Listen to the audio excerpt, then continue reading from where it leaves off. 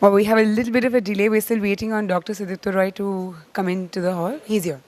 He's here. All right. Okay. So we're almost ready.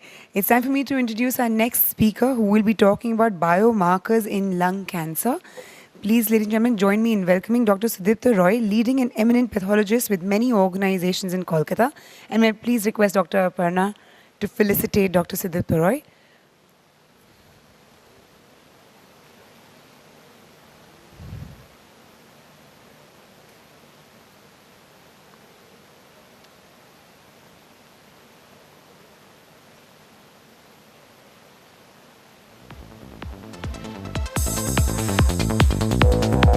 May I request all of you to kindly give both of them a huge round of applause.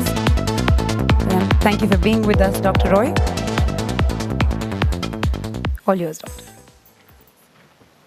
Doctor. Thank you very much. I think I have to first say thank you to Aparna for giving me the chance to speak in front of you. And what my topic is, a very simple one. Which one is that? Right. Tumor markers portfolio supporting improvements in cancer patient care. You know what? These days, biomarkers are the new term, and when we were practicing, we used to call them tumor markers. And how do I go with the slide? Next slide. Okay, now cancer is on the rise. We've been hearing autoimmunity also, and autoimmune disease is also one of the terminal complications of infection and cancer. So whatever form with the population aging, cancer is on the rise. And if you see this, that in women, breast, and in men, lung cancer are the highest. But the importance is, see in the breast, the mortality is so low compared with lung. So therefore, there has been a lot of research being done in the diagnosis, management, treatment, or monitoring cases of lung cancer, vis-a-vis trying to get a good sort of a response rate or a long-term treatment. In a sense, what has been achieved is, or what has been thought of with the present day knowledge is, can we make this lung cancer to a chronic disease? Now, we don't sort of cure diabetes, we don't cure hypertension, but we live with it. If we can make lung cancer with all the modern researches that we can do, then the goal is well achieved. So that is why a lot of new things have come in, and I'm going to share with you the new researches. Forget about these epidemiology, is this.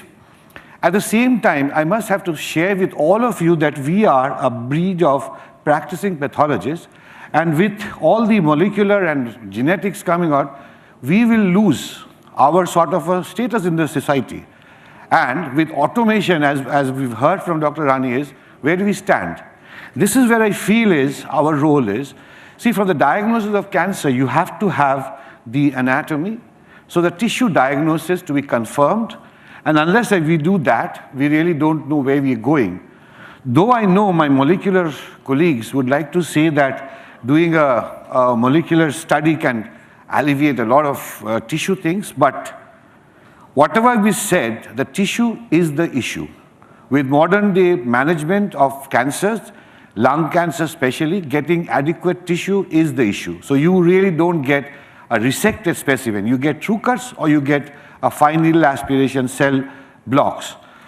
From there you do a lot of things, including your histology and cytology and your molecular. But the present trend is the serum.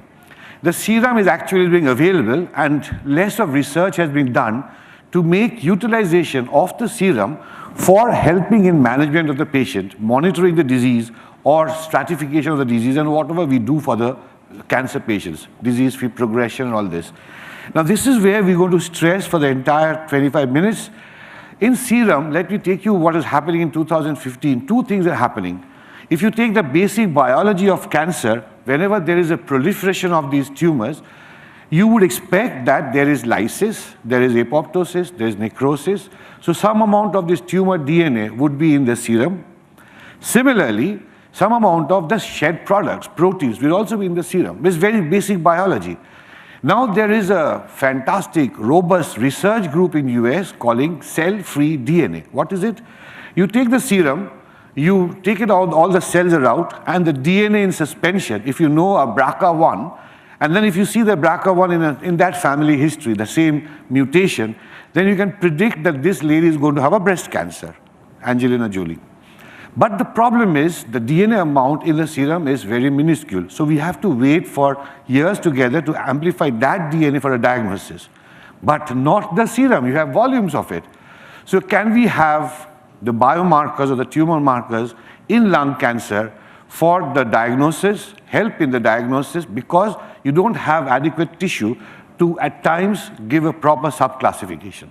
So that is the jinx that we being here now, and let's discuss what is happening and how can we do it. So if you take the entire scenario from a healthy thing, let me go here. So we have a risk assessment like we know the hereditary familial cancers, or you do a case-finding differential diagnosis for the early detection that is being well worked out in breast, and you apply the same knowledge for lung. So you have this prognostic markers, predictive markers, and then you monitor the disease. Now, let me sort of deviate. I feel that you must be having exposure of histology, most of you. So, you know, these days, adenocarcinomas, you need to see the specific molecular or a genetic thing because you have a specific molecule treating. Like for example, crizotinib for a specific translocation in an adenocarcinoma. Similarly, so if you, in lung, like we had in breast for HER2/neu, lung, the same thing is happening. But in monitoring, can we sort of use the serum is what I'm trying to arrive at. Now you have the serum tumor markers which has been there age old. Now looking at the old wine in a new sort of a biomarker bottle, what we are trying to see is, we all knew of alpha-fetoprotein, beta-HCG, PSA, and thyroglobulin and calcitonin for its various diseases that they are associated with. We take this, CIFRA is CYFRA 21.1, is a keratin fragment 19. You know, we have keratin 20 fragments of it, and this is seen in lung cancer. You have neuron-specific enolase for various neuroendocrine tumors. You have pro-GP, is a new marker. We'll take a little details on this, and the rest of there has been, these are being in the market for quite some time. Can you see this pointer? This pointer is not working. Anyway, so basically, a lung cancer diagnosis is not one which comes in. It's very symptomatic finding, and the algorithm is he goes to a doctor and who finds it out, and the radiologist does play a role. But where is the pathologist's role? So in general, a pulmonary nodule which grows and potentially spreads outside the lung. So basically, our cases comes pretty late because of absence of any screening or a biomarker for the diagnosis of an early symptom. So if we have that in knowledge, what we can do is, we can have various methods to detect, stage, and differentiate or monitor the disease.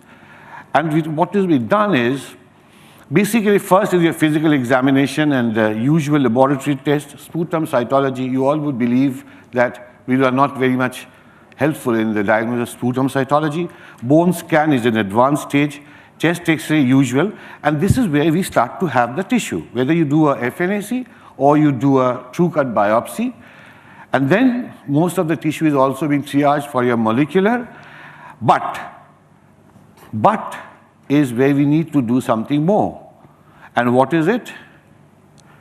Are we going to supplement the biopsy with certain things? So these are things which we know that when you have a suspicious imaging, it goes to a CT scan, biopsy. Now, this is where we need to see, can these serum markers help in a final diagnosis and the management?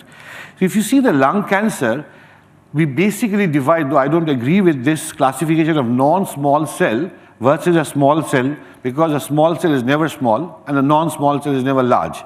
So you take the differentiation of adenocarcinoma or squamous cell carcinoma, and this being a neuroendocrine carcinoma, in that sort of a concept, if you see basically the tissue diagnosis is very important because the therapy is different if you have an early disease. And this is where our tumor marker panels comes in.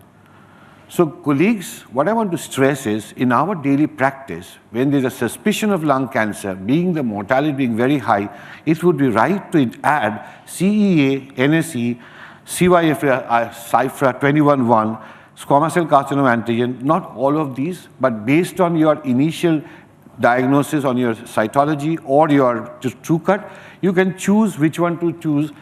keeping an eye in the pocket of the patient. And that does really, because in a small tissue, where you're sure of the diagnosis of cancer and the cells looks very undifferentiated, a raised NSE with pro-GP would mean a neuroendocrine or a small cell carcinoma.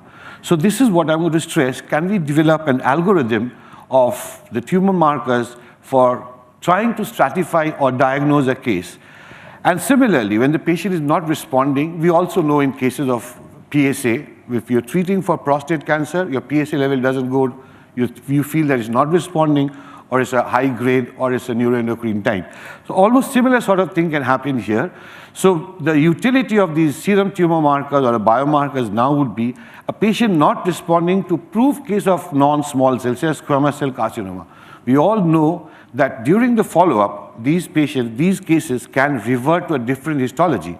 Once it reverts to a different histology, then it doesn't require the same sort of, it doesn't respond to the same sort of a therapy. So this is where you can have your serum tube biomarkers. If there has been one which was non-NSE or a non-pro-GP, if it suddenly shows your CYFRA21 positive, then you need to take a call, whether it is the same tumor, a different tumor, or something else has happened.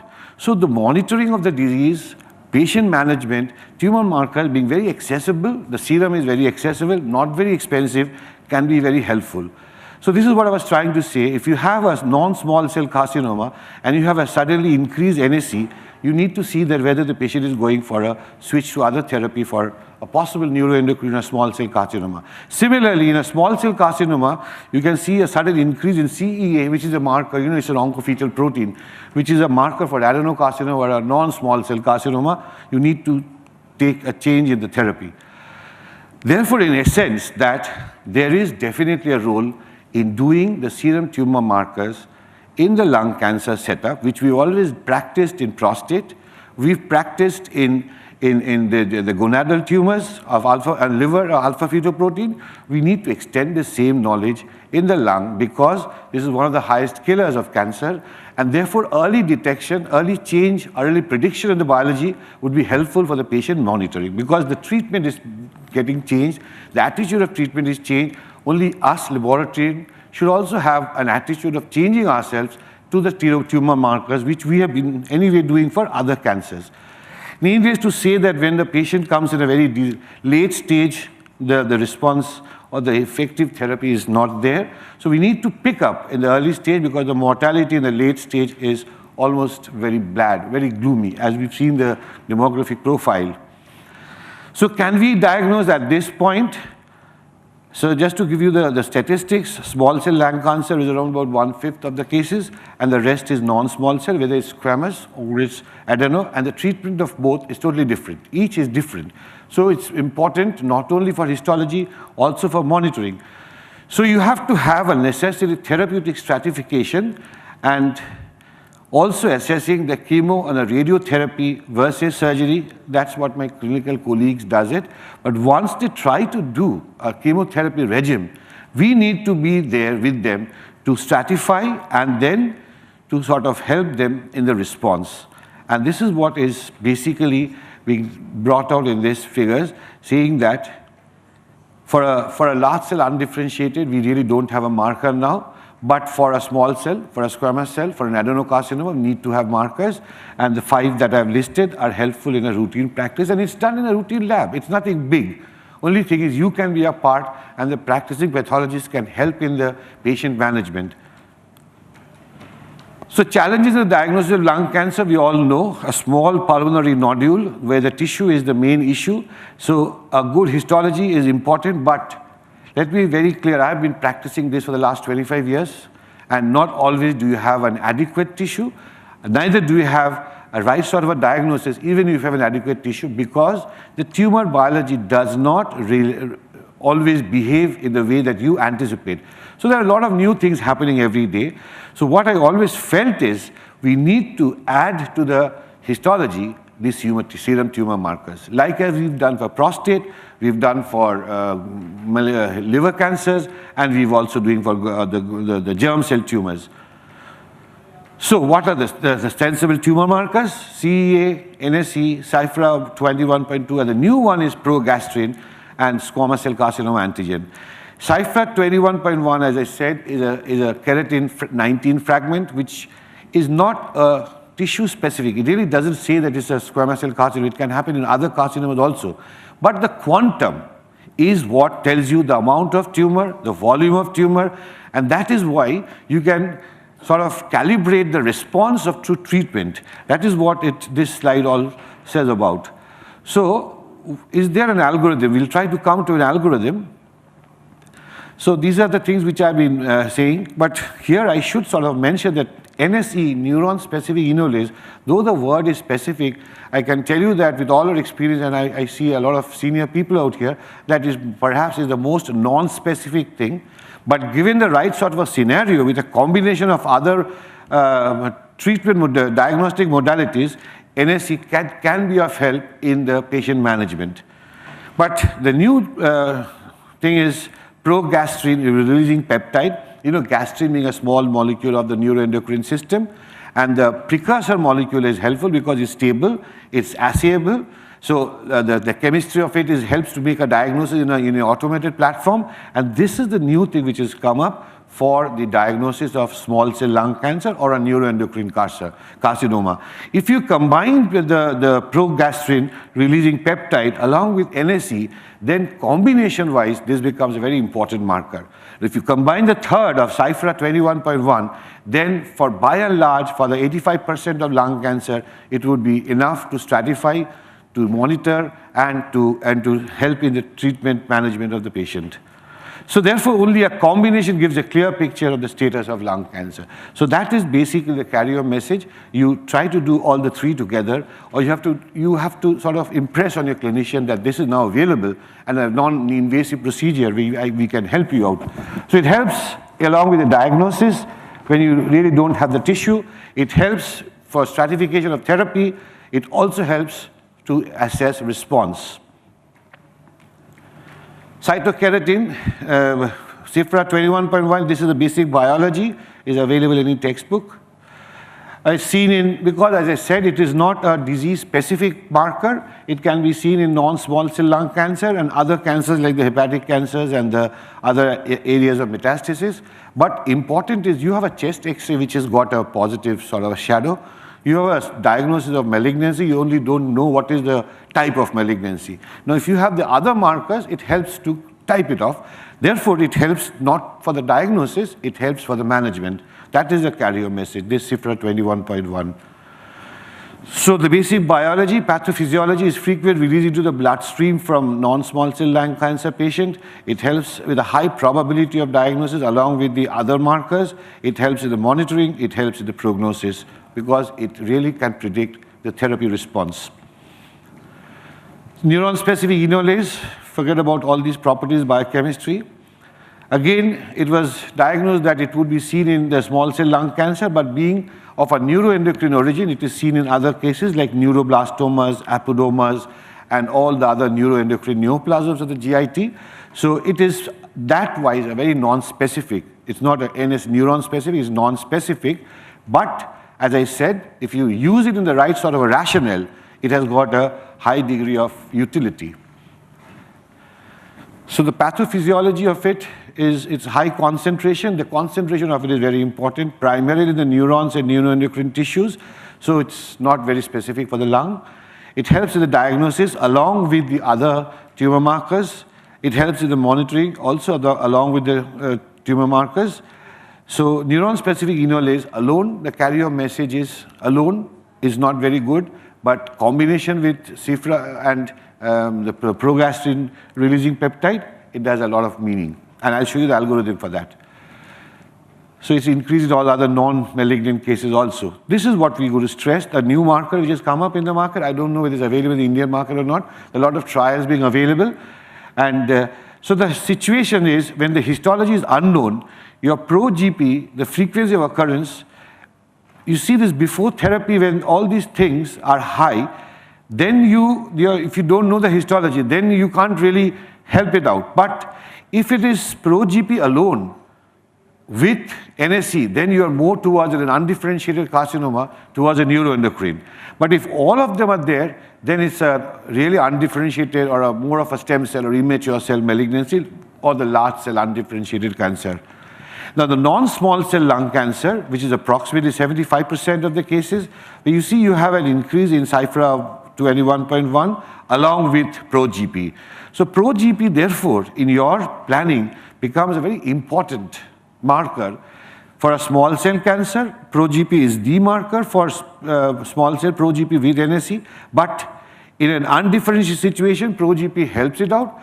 In a non-small cell cancer, judiciously, ProGP can be of help because you can identify whether the tumor is changing its biological behavior or not, and then the response to the usual conventional therapy will not be there.